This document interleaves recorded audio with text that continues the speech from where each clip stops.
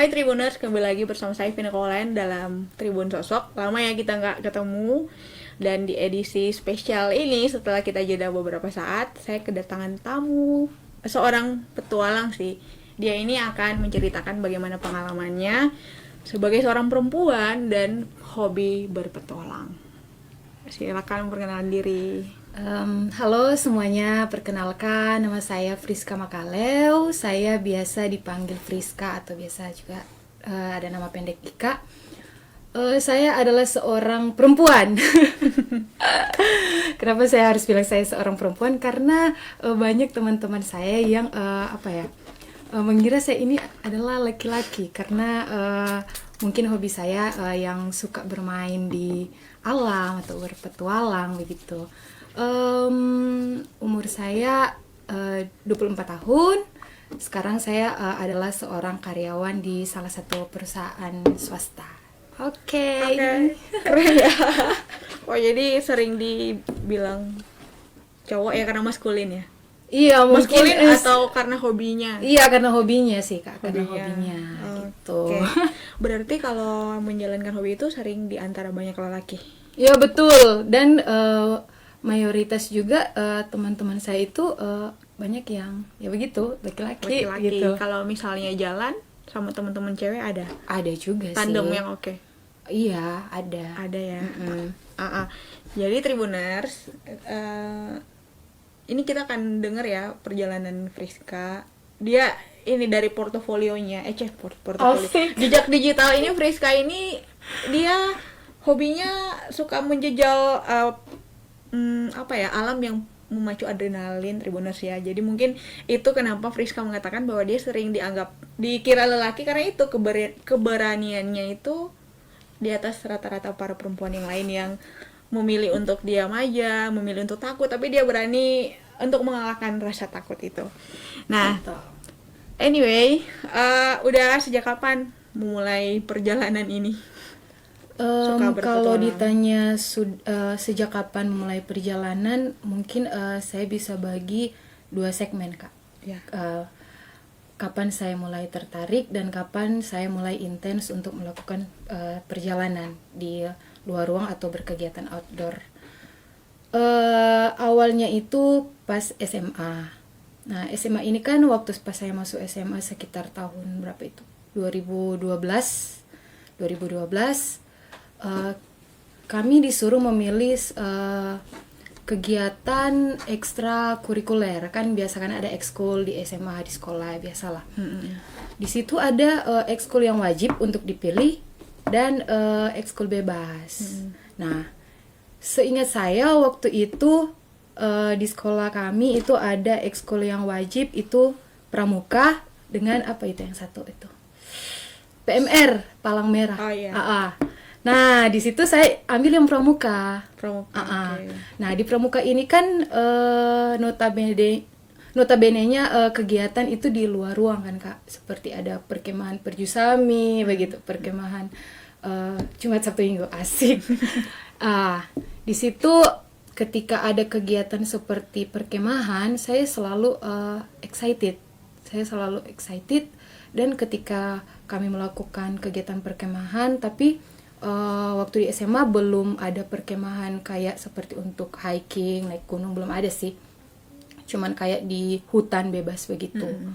Nah, di situ saya merasakan sesuatu yang kayak saya bebas. Saya bisa beraktivitas dengan bebas di alam begitu. Dan tentu saja banyak juga kegiatan-kegiatan selama perkemahan itu yang membangun karakter gitu sih. Nah, itu awal ketertarikan saya. Kemudian pas saya masuk kuliah, justru saya tidak mengikuti atau tidak mengambil unit kegiatan mahasiswa yang berbasis alam. Mapala. Saya sama sekali tidak menyentuh organisasi itu. Malah saya aktif di unit kegiatan mahasiswa yang berbasis spiritual dan sosial gitu. Nah, datanglah setelah saya kuliah, kemudian saya lulus pada 2019 dan kebetulan puji Tuhan tidak lama kemudian saya mendapat pekerjaan di tahun 2020. Saya ingat sekali satu kejadian di mana kan kalau dari rumah pergi ke tempat bekerja itu kan lewat itu jalan yang pemandangannya Gunung Kelabat. Gunung Kelabat. Kolongan ya. Iya, di Kolongan situ yang ada Jalan Soekarno, Jalan SBY kan itu pemandangannya langsung Gunung Kelabat kan Kak viewnya. Saya sempat post itu di media sosial saya tulis segini, suatu saat saya akan berada di puncak itu, gitu. Dan ternyata tidak lama kemudian saya bisa merealisasikan itu. Saya pergi naik ke Gunung Kelabat. Nah, mulai dari situ sih saya mulai intens untuk berkegiatan di luar ruang atau kegiatan outdoor. Oke. Ya berarti turning point-nya itu waktu naik Kelabat. Iya, tapi gini Kak, sebenarnya sudah pernah ya sebelum Kelabat itu ke Lokon. Tapi kalau ke Lokon itu saya anggapnya sebagai rekreasi, tamasya begitu, tamasya. Iya. Kalau memang yang bertualang yang memang sesungguhnya, menurut saya sesungguhnya itu di pas Kelabat. Iya sih, itu memang gunung. Kalau Lokon kan kawahnya dekat. Iya, kawahnya itu dekat. Udah di ini juga kan, udah di ada kayak tempat-tempat foto yang itu dalamnya udah tersentuh lah, udah nggak alami ya. Iya sih. Terus ini kenapa itu menjadi titik balik perjalanan mau yang apa ya yang membuat Friska intens itu, kenapa di Kelabat? Apa yang dirasakan? Karena di Kelabat itu anggaplah pengalaman pertama kan Kak. Pengalaman pertama, banyak sekali kejadian-kejadian seru yang saya alami. Banyak juga pelajaran-pelajaran yang saya dapatkan. Karena di Kelabat itu waktu itu kan baru pertama ini naik gunung, hiking lah, ala anak yang zaman now. Generasi Z. Iya, generasi Z. Di situ ada cerita lucu. Kan waktu itu pertama kali. Jadi saya berpikir, saya harus menyiapkan ini itu sampai saya membawa tas carrier itu yang besar. Dan faktanya ketika saya mulai hiking itu bersama teman-teman, waktu itu bersama dengan teman-teman gereja, dan waktu itu saya ajak mereka. Ada juga teman kantor, dan waktu itu yang menjadi pemandu kita untuk naik ke Kelabat itu kakak dari teman kantor saya. Dan pada waktu itu ketika kita mulai hiking, saya udah ngos-ngosan gitu Kak. Karena jujur waktu itu saya tidak ada persiapan sama sekali, terutama persiapan fisik. Betul. Padahal sudah direncanakan dari jauh-jauh hari. Saya ingat itu bertepatan dengan 17 Agustus 2020. Rame dong berarti. Rame. Waktu itu kan ada kayak festival Kolintang kan di atas. Ada upacara, mereka itu hikingnya bawa alat-alat Kolintang, alat musik Kolintang gitu. Dan di situ waktu itu karena saya sudah rasa berat, saya beban pikul sudah sudah tidak bisa saya kompromi, jadi saya tukar tas sama dengan teman yang cowok itu, Henry namanya, sorry kalau sebut nama. Kebetulan dia waktu itu bawanya cuman kayak diaper gitu. Itu sih Kak. Itu yang selalu membekas di ingatan saya waktu pertama kali melakukan perjalanan kegiatan luar ruang. Gitu, berarti belum ada ini ya, bayangan Kelabat itu seperti apa? Iya, belum sama sekali, belum ada bayangan, belum ada gambaran gitu sih Kak. Iya memang berat sih kalau Kelabat ya. Iya, berat sih Kak. Mungkin ketinggiannya tidak seberapa dibandingkan dengan gunung-gunung yang terkenal di Indonesia.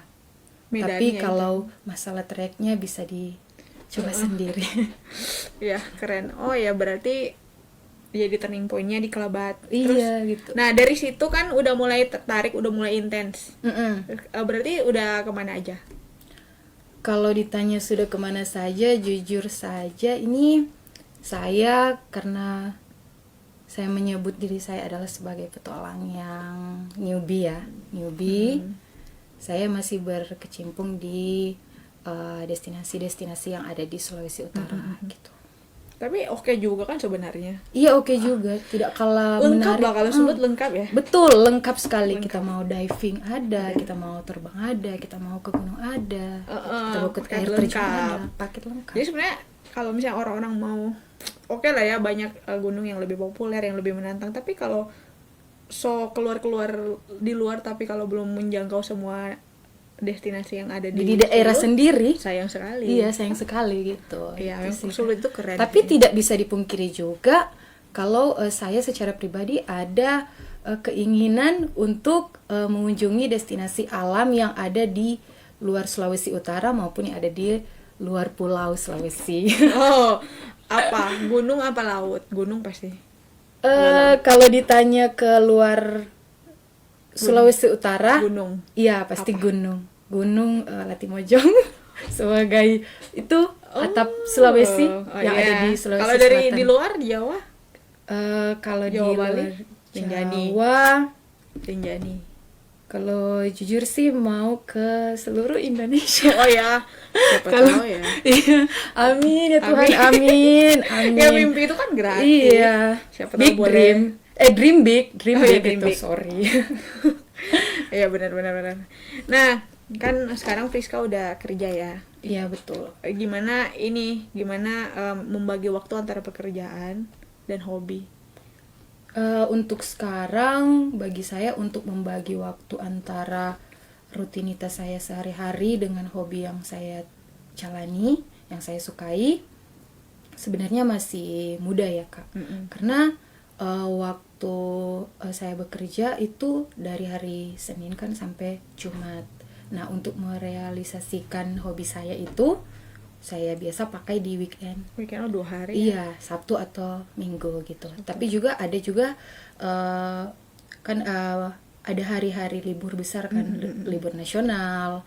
Nah, di situ saya pergunakan untuk meluangkan waktu saya untuk bertualang gitu. Iya sih, menjalankan hobi. Iya, betul. Tapi enak sih kalau dia liburnya 2 hari. Iya, saya sangat bersyukur juga tempat saya bekerja itu saya kerjanya cuma sampai Jumat. Seimbang lah ya. Iya. Bener sih kalau Bisa ada kerjanya waktu 6-1 itu sulit. Sulit, pasti sulit. Karena kan kalau kita kerjanya sistem 6-1, waktu kita istirahat kan itu hanya 1 hari gitu.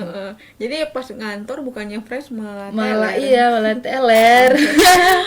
Dan sudah banyak pengalaman sih kalau misalnya kita besoknya harus kerja, terus hari ini saya melakukan kegiatan di luar ruang, besoknya pasti saya itu di kantor nggak fokus. iya nggak fokus, Iya. ngantuk, lemas. Betul. Ini kan gimana cara Friska itu menyiapkan fisik yang baik, Nah apalagi kalau naik gunung. Tapi kalau di laut juga capek ya.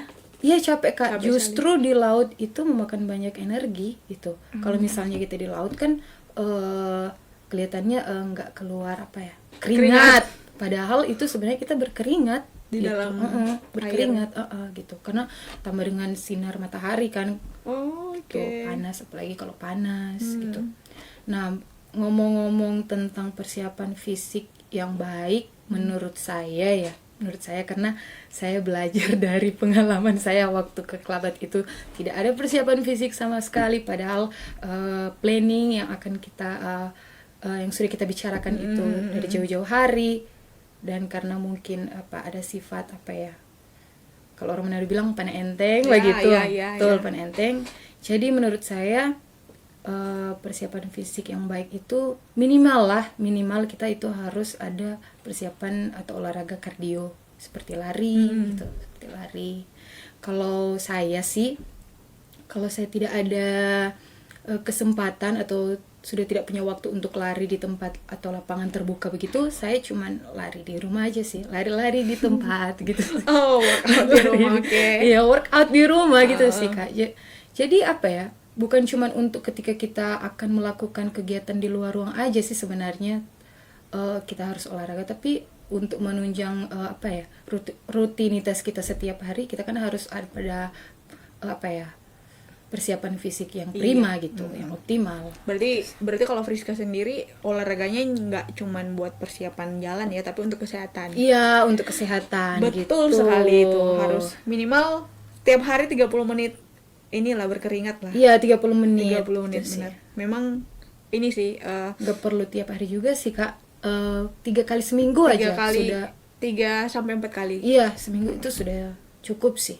Oke, iya bener sih, karena harusnya memang malah kalau kayak di pusat rekreasional itu kayak tempat-tempat rekreasi orang-orang di kota, misalnya kayak Lampangan Sparta di Kala atau Karpet Biru atau di kawasan Megamas itu kan banyak yang olahraga malah anak-anak muda. Iya, betul. Iya kan? Betul. Jadi Saya memang sering bagus sih perkembangan sekarang itu, olahraga itu udah jadi gaya hidup anak-anak muda. betul, jadi lifestyle-nya.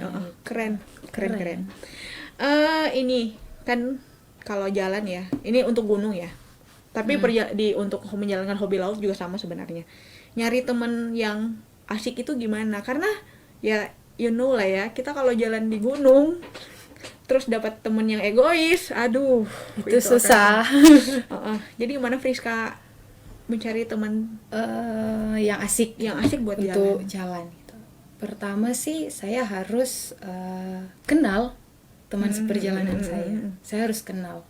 Kalau kan tidak kenal, bagaimana kita berkomunikasi selama perjalanan gitu, atau bagaimana kita mengatur planning gitu. Minimal kita harus kenal. Kemudian yang kedua itu kita punya tujuan yang sama. Misalnya mau ke Kelabat, misalnya kan mau ke Kelabat. Saya berjalan sama Kak Vina, gitu. Saya, yuk Kak Vina kita ke Kelabat. Oke, mari kita ke Kelabat. Tapi Kak saya mau summit ya, saya mau pokoknya kita harus summit. Tapi Kak Vinanya nggak mau cuman sampai di base camp saja. Itu kan sudah beda kan? Beda, ya. Beda tujuan kita kan, begitu sih Kak.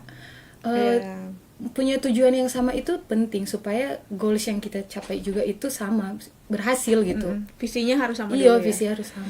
Iya, kayak pengalaman kita kemarin itu naik Kelabat ya untuk pertama kali sama teman itu. Jadi kan kita bersepuluh. Itu yang nembusnya berjamaah bersepuluh ya. Iya, naik 10 orang berjamaah waktu itu. Yang tembus kan 6 orang aja. 4-nya itu Ke summit. Iya, ke summitnya. Nggak tidur 2 hari kayaknya. Nggak tidur, memang agak ini sih, agak nekat sih waktu itu. Terus ya kayak Friska bilang kan komitmen ya. Apapun yang terjadi kita harus naik puncak. Ada tapi teman cewek dia meski muntah-muntah kuning banyak kali dia selama paksa. perjalanan sampai. Dan itu keren sih. Maksudnya itu. Iya, maksudnya kita samakan visi dulu. Samakan visi dulu. Kalau yang satu memang cuma niatnya di base camp, itu kayak ada yang kurang loh, gitu Kak. Ada yang kurang. Kita 5 yang yang nyampe 6. Yang nyampe 6, 4-nya tinggal di pos 5. Aduh, jauh sekali. Jauh sekali memang. Jauh sekali. Malah gini, yang sebenarnya yang baru awal-awal itu kan teman sama cewek berdua yang baru waktu itu. Jadi sebenarnya kita berenam itu 4 orang itu ngawal. Oh, 4 orang. Sampai teman yang baru naik itu apa ya? Mungkin fisik juga atau mental sih, tergantung mental sih sebenarnya. Iya, fisik dan mental kan harus memang benar-benar. Malah cewek malah yang nembus kan. Oh iya. Ya maksudnya iya tuh. Gini.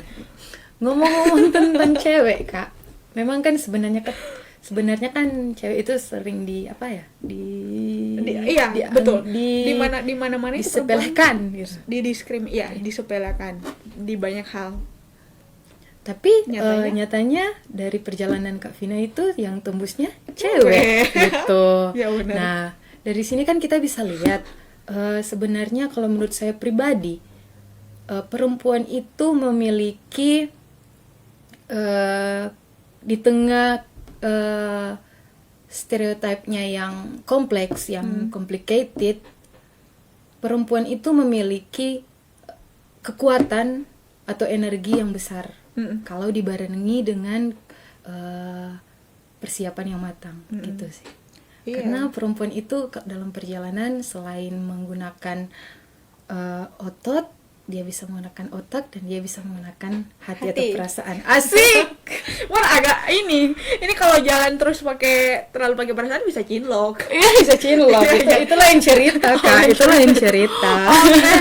Iya sih, bener sih. Maksudnya ini kan kayak tema kan kita eksistensi perempuan, petualang alam. Dan ya kalau dulu mungkin banyakan lelaki ya yang Iya, kalau dulu kan untuk kegiatan-kegiatan luar ruang yang outdoor kayak begini itu apa ya, dikenal sebagai kegiatan yang hanya diperuntukkan untuk orang yang berpendidikan di alam bebas begitu. Orang yang memiliki pengetahuan yang tentang alam bebas gitu sih, Kak. Tapi makin kesini kegiatan luar ruang atau outdoor atau berpetualang apalah itu sudah tidak pandang umur, iya, tidak pandang gender gitu sih, Kak. Buktinya juga banyak perempuan-perempuan Indonesia yang bisa mendunia dengan kegiatan-kegiatan outdoornya. Gitu. Iya, sebenarnya nggak bisa ini ya. Diskriminasi terhadap perempuan sebagai petualang juga. Maksudnya Friska sendiri juga adalah salah satu perempuan yang membuktikan bahwa kita bukan maksudnya perempuan itu bukan di bawah laki-laki gitu. Iya, kita sama. Eksistensinya enggak ya. Kita sama ya. Nggak ada yang lebih tinggi, nggak ada yang lebih di bawah. Kita sama gitu, dan kita punya hak yang sama untuk menikmati alam. Benar sekali. Dan kita mempunyai juga kewajiban yang sama untuk menjaga alam. Gitu. Oh iya, nah ini soal udah nyentil soal kewajiban yang sama untuk menjaga alam. Nanya nih soal ekofeminisme. Jadi kan mereka bilang gini, mereka bilang itu alam itu seperti perempuan. Ya, betul. Lebih dekat dengan perempuan. Betul. Gini, kayak ketika alam itu dieksploitasi kan, itu sama dengan kita mengeksploitasi perempuan. Iya, sifat-sifatnya itu alam itu sifat-sifatnya seperti perempuan. Misalnya alam itu memberi buah, alam itu melahirkan, memberi kehidupan, semua seperti merawat kehidupan, seperti perempuan, sifat kan? perempuan, sifat perempuan yang melahirkan anak, merawat. dia merawat. Dan itu kenapa di banyak ini ya, kayak analoginya alam itu selalu dikaitkan dengan perempuan. Ibu Pertiwi misalnya, nggak ada kan Bapak Pertiwi ya, Ibu Bumi, nggak ada Bapak Bumi ya. Nggak ada Bapak Bumi. Dan itu kita punya kayak, menurut Friska itu untuk sekarang itu bagaimana peran perempuan itu dalam menjaga alam. Kan kita punya hak yang sama juga untuk menjaga alam, hak yang sama untuk menikmatinya. Kalau sejauh pengamatan Friska ya untuk anak-anak ini ya, untuk perempuan-perempuan di Sulut lah. Peran ya. Iya, perannya untuk menjaga alam udah seperti apa? Perannya untuk sejauh pengamatannya. Sejauh pengamatan saya, peran perempuan yang ada di Sulawesi Utara untuk menjaga alam itu sudah apa ya, Kak? Udah bisa dikatakan eksistensinya sudah muncul gitu, sudah bagus gitu, sudah bagus. Karena apa? Karena banyak sekali kegiatan-kegiatan untuk yang digaungkan untuk menjaga alam dipromosikan oleh perempuan gitu,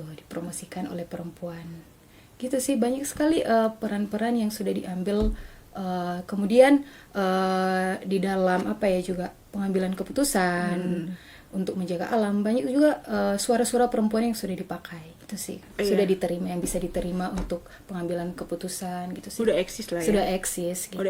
Walaupun mungkin gini, eksistensinya itu belum sebanyak pria. Iya, tapi betul. Udah berkembang jauh lebih besar. Sudah berkembang jauh lebih besar daripada zaman-zaman dahulu. Zaman-zaman dahulu. Kalau yang zaman dahulu kan memang kelihatan kan, Kak. Pasif sekali. Kalau sekarang kan udah aktif begitu. Seperti gini, kita lihat di televisi, ini ibu ini mantap gitu, tindakannya untuk menjaga alam begitu. Kita yang nonton kan itu pasti ke-trigger gitu, kita pasti ke-trigger dan kita sadar gitu akan pentingnya untuk menjaga alam. Karena kalau kita punya mindset bahwa alam itu seperti perempuan, pasti dong kita sebagai perempuan akan memperjuangkan juga untuk menjaga kelestarian alam gitu. Karena perempuan lebih sensitif, jadi jiwa untuk merawatnya Iya, lebih lebih giat gitu, lebih besar. daripada laki-laki. Tapi bukan berarti ini banyak juga sebenarnya laki-laki Iya, yang benar. itu. Kalau sekarang sih bisa dikatakan udah udah eksis lah antara udah seimbang lah, ada keseimbangan lah antara perempuan dan laki-laki dalam mengambil peran untuk menjaga kelestarian alam. Oke. Selain itu juga ya, kalau menurut saya ya, yang menjadi faktor kenapa perempuan disulut, perempuan Minahasa itu eksis juga karena dari dulu kan perempuan Minahasa itu udah merdeka. Iya, betul. Dari dulu. Udah merdeka. Kita punya, kalau di Jawa itu ada Kartini ya yang jadi pahlawan ya. Kita itu punya Maria Walanda Maramis Iya, yang Walanda udah lama Maramis, berjuang. yang udah berjuang gitu. Mereka kan pahlawan-pahlawan. Ya, dan gini, ada dokter pertama perempuan di Indonesia itu dari Minahasa. Oh iya. Saya tahu tapi lupa Iya. namanya. Cuma pernah lihat di postingan sosial media gitu. Iya, Dokter lupa perempuan juga. Dan jenderal polisi pertama di Indonesia itu dari Minahasa dari juga. Minahasa juga. Begini, menurut saya kontribusi orang-orang Minahasa dalam perkembangan negara kita itu terbesar. Bentuknya negara ya, besar dong. Besar, Bangga ya gitu. orang Minahasa ya. Bangga dong. Dari mana tuh saya? Dari Otan saya. Oton saya. Oke, saya. Kak di Tondano. Buku sebelah tuh. Oh, oke. Birman. Oke, buku Birman. Gini, Priska lebih suka gunung apa laut? Gunung, Aduh. laut atau udara? Kan gini Tribuners, jadi Priska ini sudah menjajal petualangannya itu udah udara, darat, laut. Dan keren sih, itu keren. Kalau keren, udara keren. belum terlalu apa sih, Kak? Iya, Baru tapi kan coba-coba. udah oke lah ya, udah pernah terbang walaupun masih belum Pernah. jadi pilot. Aduh, yes. Semoga doakan saja. Ini bisa aja menjadi gini. Pilot. Lebih pilih mana, udara, darat, apa laut? Satu aja ya. Kalau ditanya begini susah, Kak. Susah. Oh ya, oke lah. Susah kayak cowok Pertanyaannya- nembak gitu. Pertanyaannya itu dipisah. Pengalaman yang tak terlupakan waktu naik gunung. Oke. Pengalaman yang tidak terlupakan naik gunung itu ketika saya pergi hiking ke Soputan. Oke. Bukan Soputan yang apa? Kalau dibilang itu banyak orang bilang Soputan anak, tapi ini Soputan Ibu. induk Soputan. Yang baru-baru itu Dapet aku. sekitar bulan apa itu? Bentar, Kak. Februari. Oke, tahun ini. Iya, tahun ini. Oke. Saya pergi ke Soputan Induk itu bersama dengan teman-teman saya. Kami ada sekitar 17 orang dan kami melakukan pendakian itu secara tektok. Jadi Bertukar. naik turun, langsung turun. Oh, Enggak camp gitu. Kan memang juga medan ke Induk Soputan itu tidak memungkinkan untuk Banyak. camp di atas. Iya, di atas iya, tidak iya. bisa. Yo, udah polot Gitu sih. Iya, kan dia meletus. Aduh, segera meninggoy. Nah, tidak terlupakan karena apa? Karena di situ mental dan fisik saya diuji, sangat-sangat diuji. Karena saya pikir kan kalau terlihat dari jauh kan itu dekat, baru kemudian medannya cuman kayak gitu, kayak pasir-pasir gitu. Ternyata pas pergi itu medannya bebatuan gitu, kemudian pasir-pasir yang halus, yang sekali kalau orang Manado bilang naik 1 langkah turun 3 langkah gitu sih. Dan itu sangat Kak, sangat memorable karena pada waktu itu saya saya hampir nangis karena dan saya sebenarnya tidak takut ketinggian, cuman waktu itu pas kita kan mau summit, itu kira-kira kita mulai dari itu namanya Manipal 2 itu. Manipal 2 itu kayak punggungan dari situ kita langsung mau summit. Kita mau summit. Ketika kita mau summit itu badai angin gitu. Badai angin. Kemudian karena kita naiknya barengan gitu kan, ada 17 orang.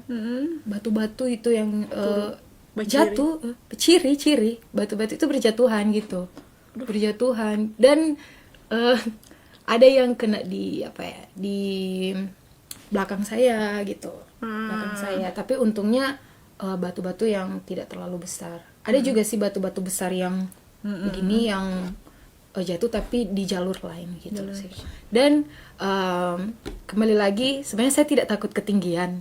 Tapi waktu itu ketika saya lihat ke bawah begini, oh Tuhan, tidak terlihat apa-apa gitu. Kabut. Iya, maksudnya iya kabut juga. Kemudian memang kalau dilihat dari atas itu tidak ada kayak penyangga begitu. Tidak ada kayak penyangga begitu. Jadi kalau memang kita jatuh langsung end lah gitu, langsung end. Jadi di situ saya sempat berpikir begini, ya Tuhan, kalau memang saya harus meninggoy saat itu, please, hanya satu yang saya minta. Jasad ditemukan. Iya, jasad ditemukan. Soalnya kalau sudah tutup pasir, soalnya kalau sudah tutup pasir, itu mencari di mana lagi gitu. Betul. Gitu sih. Memang ini ya medannya, medannya luar biasa. Dan menurut anggapan cerita dari teman saya waktu itu, dia ada teman yang dari Sumatera, dia melakukan ekspedisi Indonesia Timur. Dia itu mengelilingi desa-desa punya di Indonesia Timur, salah satunya di Sulawesi Utara. Dan waktu itu dia berkesempatan untuk hiking juga di Soputan Induk ini, Soputan Ibu. Nah waktu itu dia sempat bilang memang gunung ini tidak terlalu tinggi, tapi masalah triknya 3 kali lipat daripada Mahameru, Rinjani dan Kerinci. Itu sih. Itu sih cerita dari teman saya yang sudah. Tapi ini loh, saya pernah dengar dulu ya waktu rencana mau summit bundanya Soputan itu katanya sudah dilarang naik. Udah dilarang ya waktu itu, nggak tahu ya, tapi sekarang kayaknya banyak yang summit ya. Kalau yang apakah karena memang waktu itu kondisinya mungkin Kak waktu itu kondisi induk Soputan mungkin lagi lagi aktif-aktifnya. Tapi sekarang masih aktif juga sih. Pas kita sampai itu di summit itu masih ada uap-uap vulkanik gitu yang naik yang berteberangan. Dan ketika kita di puncak itu batu-batu panasnya ada gitu, maksudnya panas. Iya, panas. Dia kok nanda ini ya, kayak cuman bibir begitu terus kawah kan? Iya, kan? dia bibir, cuman bibir kan, kawah. Terus dia kawah gitu. Itu sih. Oh my god. Ini kalau orang takut ketinggian kayaknya susah. Aduh, susah. Menakutkan ya. Menakutkan kan? Menakutkan, dan menurut saya harus ada persiapan yang matang gitu, yang memang matang. Iya, kita aja ada lihat treknya, aduh. Dan waktu itu karena saya kan sering sharekan di sosial media saya perjalanan ya, kayak cerita perjalanan gitu di story gitu, bertitik-titik, asik. Saya memang suka membagi cerita perjalanan begitu supaya orang bisa lihat gitu, orang bisa lihat dan bisa sedikit memberi edukasi ya kepada viewers gitu. Karena saya suka upload begitu, kemudian waktu itu orang tua saya lihat udah marah. Mama marah, pulang rumah langsung stop nggak naik gunung. Oh Tuhan, tapi aduh mama minta maaf. Waktu itu memang cuma bilang mau ke Seputan, tapi tidak bilang kalau mau summit yang biasa kan mama tahu cuma pergi yang di Soputan Induk kan, Soputan Anak itu kan. Tapi waktu itu cuma bilangnya ke Soputan, taunya ke Soputan Induk, jadi tidak bisa ditiru sih. Bahaya. Iya, bahaya memang. Itu kalau turun, aduh siksa sekali itu kayak kalau turun ya. Kalau turun sih malah lebih asik Kak. Oh ya? Karena bisa main pasir. Main pasir, bisa main perosotan gitu lah, masih lucur-lucur gitu. Lucur-lucur. Cuman kalau saya pribadi itu agak trauma dengan pas dari summit terus turun, itu agak trauma karena 2 kali naik itu dari Kelabat juga lokon itu tas salah kaki. Oh, tas salah kaki. Malah lebih menakutkan sih kalau menurut kita sih. Lebih menakutkan turun daripada naik. Tapi nggak tahu sih. Iya sih, sebenarnya beban itu ya, beban apa ya, beban tubuh yang apalagi kita pasir kan iya, itu apalagi pasir memang sebenarnya lebih susah turun sih daripada naik. Iya kan? Cuman, lebih resiko. Lebih resikonya lebih tinggi. Waktu itu kan saya yang ke Kelabat itu turunnya itu lari. Aduh, so Ninja Tori. Iya, Ninja Tori. So sekali mau lari. So sekali. Mar puji Tuhan tidak terjadi kecelakaan gitu. Tapi sebenarnya seperti itu tidak bisa ditiru gitu. Iya. Karena membahayakan diri sendiri juga gitu. Iya, kayak Kak kemarin itu waktu turun dari Kelabat itu dari pos apa yang panjang sekali, ketiga kedua itu. Enggak, yang dia turunannya tengah helikopter di mana ya? Pos berapa itu? Itu dari pos 2 mau ke 3 tuh kalau enggak salah. Iya, pokoknya yang ada tangga helikopter itu.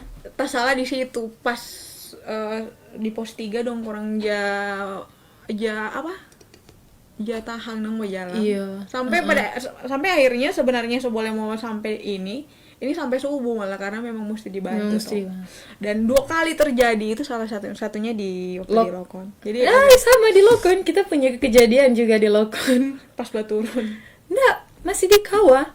Oh, kayaknya salah injang salah berpijak gitu kayak iya, salah injang gitu kalau orang Manado bilang. Salah injang. Engkel. Nah, kalau kita kurang teman gendong ke bawah. Kalau kita bukan engkel. Apa dong? Belakang. Oh, belakang. Ini ya, buku-buku belakang.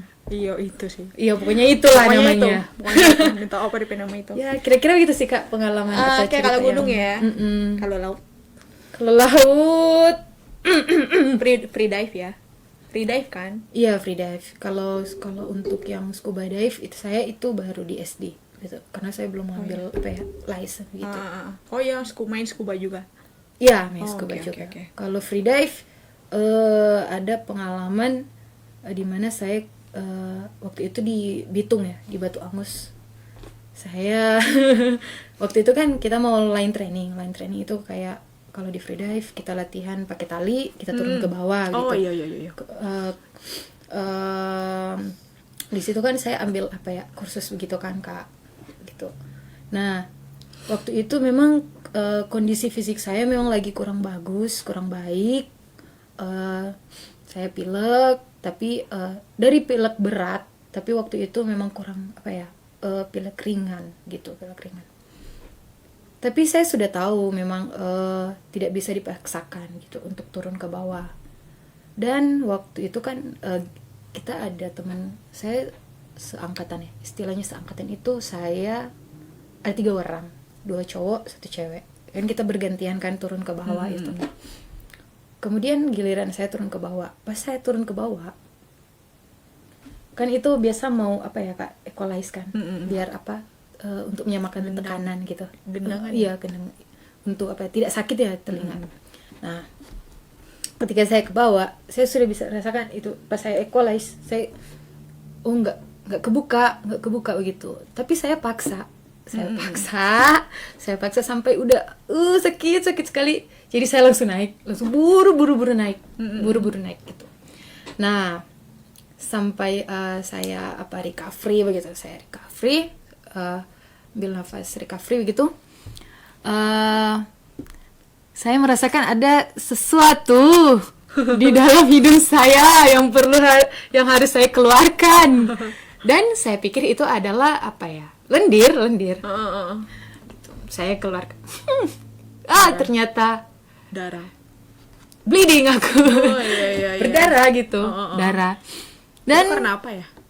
Itu karena ketika kita equalize Kak, kita paksa gitu. Jadi mungkin ada pembuluh darah yang pecah begitu. Oke. Karena kita paksa sebenarnya sudah tidak bisa ke bawah, harus langsung naik. Kalau kita diving atau free dive, kalau kita tidak bisa equalize itu nanti kan bahaya gitu, bisa merusak, ini bisa bocor itulah, telinga bisa kalau orang bilang bisa Budak. budak tuli, budak pongo lah gitu. Pongo. Oh, saya Ya, sama ya, ya, ya, ya. semua upaya halo-halo ini nanti tuh. Oh iya ya, berarti resikonya juga besar kan? Iya besar itu sih Kak. Kira-kira pengalaman di laut dan di Kalau udara, paragliding, mau jadi pilot nggak? aduh kalau ditanya sih mau Kak, Tapi ada tapi Oh, ada tapinya. ada tapinya. Biasalah finansial. Oh ya mahal ya. Iya, pricey sih Kak, pricey. Tapi siapa tahu jadi Amin ya jadi Tuhan, pilot semoga ada asosiasi paragliding yang bisa melihat tayangan Potensi ini, dalam dirinya. potensi yang apa? Bisa direkrut jadi atlet. Aduh, iya sih. Bisa kan? Bisa, bisa, Kalau emang atlet bisa. itu nggak perlu, maksudnya nggak harus yang dia umur belasan. apa itu? Enggak sih Kak, Nah, setahu kan. saya enggak. Jadi maksudnya walaupun Tapi ini nggak ada kata terlambat mau nanti untuk latihan. dikoreksi kalau misalnya ada Ada nanti rentang umur atau apa yang harus qualified. Iya, qualified atau kualifikasi yang Oke, ini Rizka kan gini, banyak karena sekarang kan media sosial udah menjangkau semua lapisan masyarakat. betul, sampai di desa pun semua orang Ada. sudah bisa. Teman-teman orang-orang pada main Facebook, Instagram, Twitter, TikTok. TikTok apalagi. Terus gini, saya pribadi tuh pernah mendengar ada orang yang mengatakan bahwa anak-anak zaman now itu kalau jalan cuma demi konten. Benar nggak itu? Bener. Termasuk juga saya. Ah. Gitu sih Kak, tidak bisa dipungkiri dong. Iya. Ketika kita melakukan suatu perjalanan ke destinasi alam, ke salah satu destinasi alam, ada dong cita-cita kita untuk saya bisa men-sharingkan diri saya dengan view yang bagus gitu sih.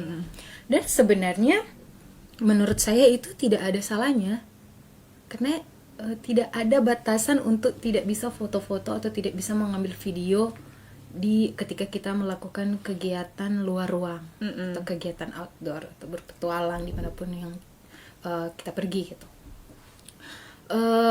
Karena mungkin apa ya Kak, stereotip itu muncul mungkin karena banyak sekali kan sekarang yang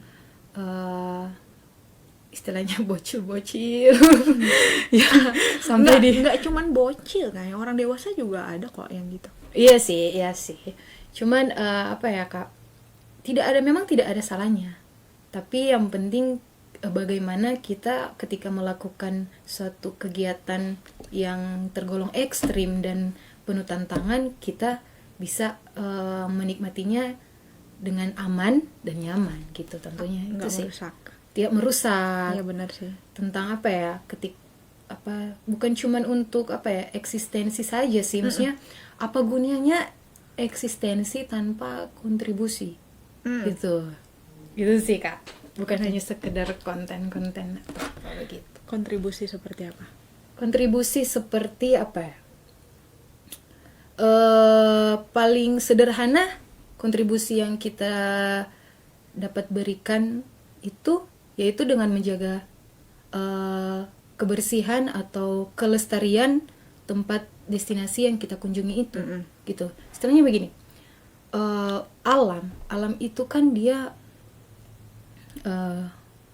mengandung bahaya dan kita tamu ya. Iya, kita tamu, kita manusia yang mendatangi alam itu bisa mengundang bahaya juga dengan tindakan-tindakan kita yang tidak Safety. ya tidak safety, tidak bermoral.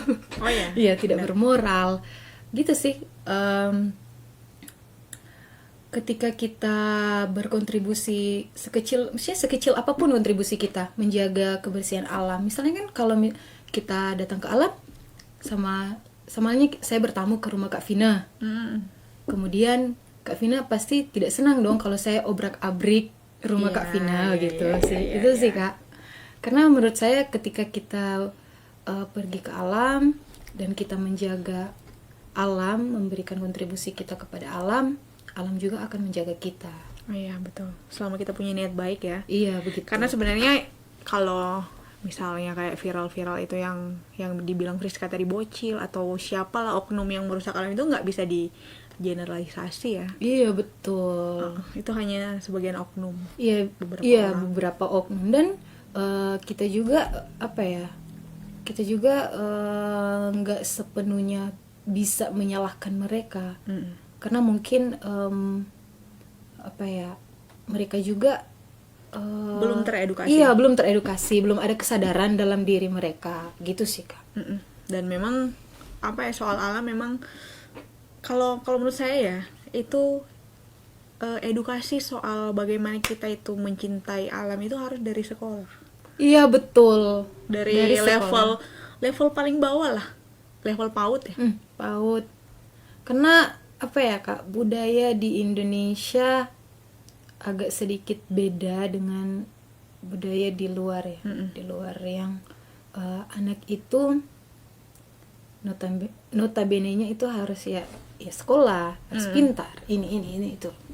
Harus jadi anak idaman orang tua, Ya, asik ya, gitu. betul. Kalau di luar kan anak itu diberi kebebasan untuk mengeksplorasi dirinya, mengeksplorasi alam gitu. Itu sih Kak yang membuat ada sedikit perbedaan gitu dengan budaya di luar dengan di Indonesia. Tapi saya juga bangga karena sekarang sudah ada orang tua yang apa ya, open minded lah tentang kegiatan-kegiatan di luar ruang. Jujur saya untuk kegiatan di luar ruang, tantangan terbesar saya itu adalah izin orang tua. Sampai sekarang. Sampai sekarang. Jadi kalau saya harus pergi ke mau hiking atau mau diving, selalu ditanya mau pergi sama siapa, Ya itu wajib ya. berapa lama durasi kegiatan itu, kemudian apakah orang-orang yang bersama saya itu memang bisa membackup saya ketika saya ada di dalam sebuah bahaya begitu, terancam bahaya gitu sih Kak. Iya, karena kan perempuan rentan sih sebenarnya. Iya, rentan sekali. Dan rentan bahaya. mungkin juga orang tua agak sedikit protek karena saya adalah anak tunggal. One and only. One and only kesiang. Mama pe sayang-sayang dan papa pe sayang-sayang. Oke. Jadi saya selalu bisa ya begitulah. Karena mungkin orang tua khawatir kan Kak. Khawatir bener. Dan iya, kayaknya dari situ Priska belajar untuk bertanggung jawab. Iya, bertanggung jawab begitu. Atas kepercayaan yang Iya, diberikan. begitu. Jadi saya harus memastikan saya pergi dengan lengkap dan selamat. Pulang juga saya harus pulang dengan lengkap dan selamat gitu. Tidak ada yang kurang, tangan satu kurang. Kau pergi ke kota, naik turun pulang. Iya. Dan itu itu dadakan lelah juga sekali sih. dan kayak yang begitu-begitu ya. Oke, ini Priska mimpi ke depannya apa? Mimpi dalam jangka waktu dekat dan jangka panjang untuk hobi ini ya. Kalau untuk hobi ini, dalam mimpi dalam jangka waktu yang pendek ya, saya ingin keluar mengunjungi destinasi yang ada di luar Pulau Sulawesi, di luar Sulawesi Utara aja dulu sih mimpinya. Kalau untuk yang jangka panjang, saya ingin menciptakan suatu apa ya Kak, bukan suatu forum sih, kayak suatu wadah di mana saya bisa men-sharingkan selain sosial media ya. Saya bisa, atau bilang program sih bukan juga sih, iya sih bisa program juga gitu, dimana saya bisa men-sharingkan kegiatan luar ruang saya sambil saya bisa mengedukasi generasi Z. Sudah bukan set kayaknya sekarang. Oh iya, apa ya? Set lebih dari set apa ya generasi sekarang? Bukan set. Bukan Z. Milenial set. Ada beberapa lagi kayak generasi X. X. Bukan set sekarang. Anak-anak sekarang bukan set yang memang pure anak-anak yang lahir di era digital. Bukan set kayak apa ya, saya lupa. Nanti intinya begitu sih Kak. Kalau untuk mimpi jangka panjang saya seperti itu, kira-kira saya ingin mengedukasi, kemudian saya bisa dari perjalanan yang saya lakukan, eh, teman-teman semua atau kakak-kakak atau adik-adik semua bisa melihat bahwa kita itu hidup di bagian bumi yang terindah. Gitu. Iya. Keren. Mulia banget ya mimpinya. Iya. Semoga terwujud ya. Semoga terwujud. Ada satu sih Kak sebenarnya. Sebenarnya saya mimpi saya selain bisa mengedukasi, saya bisa juga menjadi seorang volunteer di suatu tempat terpencil gitu. Suatu tempat terpencil. Volunteer. Iya, volunteer. Saya juga Misal kayak ini ya, bermimpi kayak program-program 1000 guru. Iya, saya suka yang begitu-begitu. 1000 guru aja. Sempat sih mau ikut waktu itu. Kan ada yang pernah tawarin. Cuman mungkin waktu itu saya ada rutinitas yang harus yang lebih nggak bisa. prioritas begitu, Kak. Kalau ke pedalaman Papua mau? Mau. Yang penting apa ya? Penting ada orang yang bisa guidance, yang bisa memberi. Oh keren, Papua itu keren sekali, harus dikunjungi apalagi pedalamannya. Iya gitu, saya suka. Semoga terwujud ya mimpinya. Aduh, ya. amin. Nah gini Priska, di penghujung segmen Tribun Sosok kali ini mau ngomong ke Tribuners, advice yang bisa diberi Priska untuk para Tribuners, terutama untuk perempuan. Itu perempuan harus lebih berani untuk berhadapan dengan alam, atau perempuan jangan merasa bahwa dirinya lemah sehingga nggak mau jalan. Iya betul. Gitu. Silakan. Mungkin buat para Tribuners atau teman-teman semua dimanapun kalian berada, mulai dari adik-adik, kakak-kakak atau teman-teman semua, saya cuman mau bilang bahwa khususnya perempuan, jangan dulu alergi untuk sesuatu yang berbau alam. Karena kalau kita tidak alergi dengan sesuatu atau kegiatan yang berbau alam, pasti ketika kita bersentuhan langsung dengan alam, kita akan betul-betul menikmatinya dan kita akan mengerti arti kehidupan yang sesungguhnya. Karena banyak sekali pelajaran-pelajaran yang bisa kita dapat dari kegiatan outdoor. Dan sebagai kata-kata penutup saya ingin mengatakan ini kata-kata yang saya ambil dari idola saya yang adalah seorang musisi, di mana karyanya dia edukasikan untuk karya yang berbau nasionalis. Kata-katanya seperti ini ya. Keluarlah kamu dari rumahmu, lihatlah dunia menunggu langkahmu. Keluarlah kamu dari batasmu, karena kita hidup di bagian bumi terindah. Karya by Alfie Rev. Udah ya, keren banget ya, keren. Filosofis juga ya ternyata. Iya. Ya. Oke, udah atau ada lagi yang mau dibilang? Udah gitu aja sih Kak. Udah. Oke. Cukup. Oke, terima kasih Priska udah meluangkan waktu bersama Tribun. Semoga ini ya, apa yang dibilang Priska ini bisa memotivasi semua orang, banyak, nggak cuma perempuan, nggak cuma yang muda-muda, tapi juga yang tua-tua ya, karena ada yang bilang nggak ada kata terlambat untuk Iya bermimpi. betul. Dan nggak ada kata yang terlambat untuk membuat mimpi yang baru, enggak? Iya ya. Benar sekali Kak. Oke, Terima kasih Tribuners. banyak juga Tribun. Terima kasih ya. Semoga bisa datang lagi. Amin, untuk sharing amin. pengalaman. Ya. Oke, Tribuners, demikian sampai di sini untuk acara kita Tribun Sosok. Semoga apa yang diberikan Friska ini bisa memberi motivasi bagi para Tribuners ini untuk lebih berani, lebih mau lagi untuk menikmati alam yang kata Friska tadi itu, kita tinggal di belahan bumi terindah, atau ini ya kayak serpihan surga di bumi. Iya. Oke, terima kasih Tribuners dan sampai jumpa di Tribun Sosok selanjutnya. Ciao, bye, thank you.